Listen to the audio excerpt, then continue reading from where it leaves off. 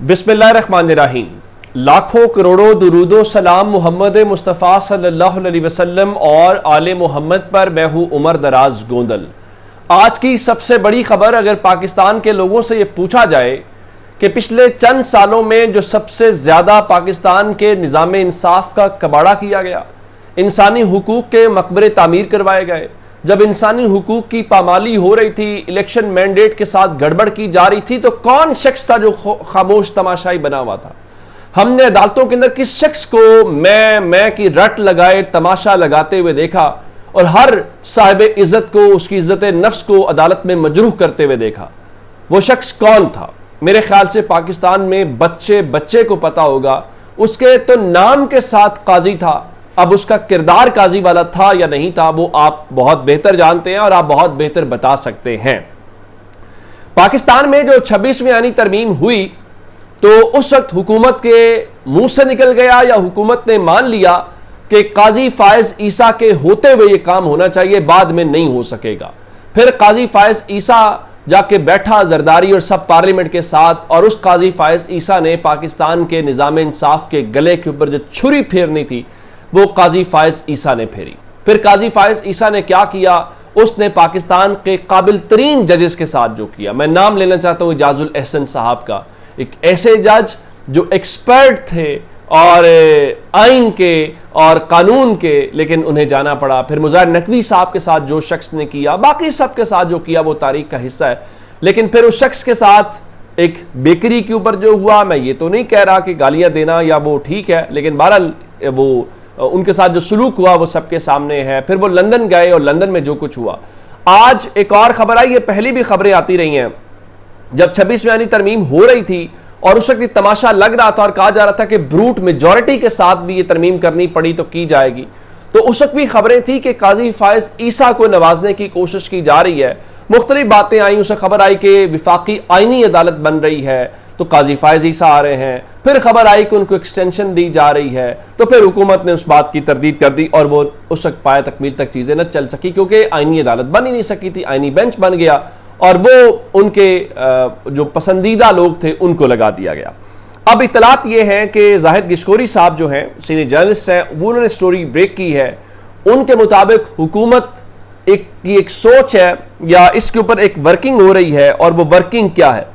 वो वर्किंग ये है कि सबसे बड़े मोहरे की गालिबन वापसी हो रही है। और वो क्या है? उनके मुताबिक इस वक्त हुकूमत के यहाँ एक सोच है कि जो साबिक चीफ जस्टिस काजी फायज ईसा हैं, उनको नई आईनी अदालत का सरबरा या अगला चीफ इलेक्शन कमिश्नर बनाया जाए। साथ ही उन्होंने ये दावा किया कि हुकूमत इस पर काम कर रही है। बिल्कुल ठीक है, विफाकी आईनी अदालत अगर आप बना रहे हैं और ये उसमें लिख देते हैं कि रिटायर्ड जज या फॉर्मर चीफ जस्टिस भी बन सकता है, तो मेरा ख्याल है उनको नवाजा जा सकता है। एक बात। दूसरी बात, चीफ इलेक्शन कमिश्नर का जो ओहदा है, वो जिस तरह से पामाल किया जनाब सिकंदर सुल्तान राजा ने और शय हासिल थी, पूरी सपोर्ट थी काजी फायज ईसा की, तो मेरे ख्याल से अब काजी फायज ईसा से बेहतर कोई उसका हकदार नहीं हो सकता। उस शख्स ने पाकिस्तान के साथ जो किया, तारीख खुद को अच्छे अल्फाज में याद नहीं रखेगी। मैं तो उनको जस्टिस मुनीर की कॉपी भी नहीं कहना चाहता, वो उनकी सस्ती फोटो कॉपी कहा जाए तो ये गलत नहीं होगा। अब अगर उनको हुकूमत लेके आ रही है तो ये सरप्राइज नहीं होगा। मेरे ख्याल से ये उनकी तमाम तर खिदमात का एक बेहतरीन एतराफ़ होगा, और अगर ये हुआ तो लोगों को यकीन हो जाएगा कि बुग़्ज़े इमरान खान में या बुग़्ज़े तहरीक इंसाफ में उस शख्स ने जो कुछ किया, और उसके बारे में अब तो नून लीग के वुज़रा हंस पड़ते हैं। राना सनावला टीवी के ऊपर बैठ के जब ये कहा गया कि जो उन्होंने इंसाफ किया, और फिर उन्होंने कहा कि काजी फायज ईसा हर उस हद तक गए और उन्हें उनके मुताबिक तो तहरीक इंसाफ ने गुस्सा दिलाया। जज का काम ये नहीं होता कि वो गुस्से की बुनियाद के ऊपर फैसला करे, जज का काम ये होता है वो इंसाफ करे, और वो इंसाफ नहीं कर पाए। उनका गुस्सा गालिब आया, जो अब मुस्लिम लीग नून के लोग मानते हैं। लेकिन इस दौरान काबिल जजेस को निशाना बनाया गया और उसमें बहुत कुछ जो है हम उसके ऊपर बात कर सकते हैं। तो अगर काजी फायज ईसा की वापसी ना हुई तो वो तमाम लोग जो निज़ाम के लिए, सिस्टम के लिए खिदमात सर अंजाम देते हैं, ये उनके लिए मायूसी होगी। फिर लोगों का एतबार उठ जाएगा कि आप मोहरों को कैसे नवाजते हैं, और जब इतनी खिदमात सर अंजाम देने के बाद ये ओहदे तो छोटे हैं उनके सामने।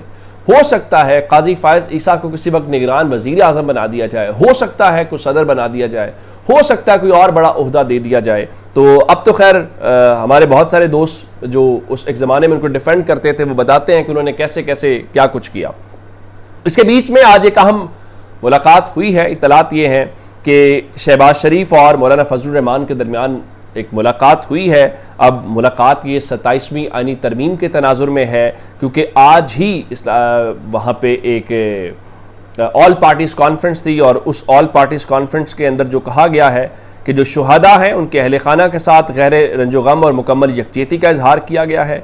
और उसके अलावा जो बाकी सारी चीज़ें हैं वो मैंने आपके सामने रख दी थी। गंडापुर ने जो कहा है तो आया ये उस सिलसिले में मुलाकात है, लेकिन चूंकि आज इमरान खान ने कहा था ना कि एक तो ये पढ़े लिखे नहीं है, दूसरा ये कोशिश भी नहीं करते, दूसरा जो कहते हैं ना कि कम अकल दोस्त जो होता है उसके होते हुए क्या होता है, वो आज हमें मोहसिन नकवी की सूरत में मिला कि आज जैसे ही उन्होंने ये कहा कि अली अमीन गंडापुर ने कि दहशत गर्दों के खिलाफ सूबे में ड्रोन इस्तेमाल नहीं होगा, तो मोहसिन नकवी के ऑफिशियल ट्विटर हैंडल से लिखा गया उस ट्वीट के साथ कि दहशत गर्दों के खिलाफ तमाम वसाइल इस्तेमाल होंगे। तो इसका मतलब ये हुआ कि आप ये मान रहे हैं कि इस सूबे में ड्रोन हमले किए जा रहे हैं, आप ये मान रहे हैं कि सूबे में ड्रोन इस्तेमाल किए जा रहे हैं। चलें यहाँ तक छोड़ देते, आगे चलते हैं।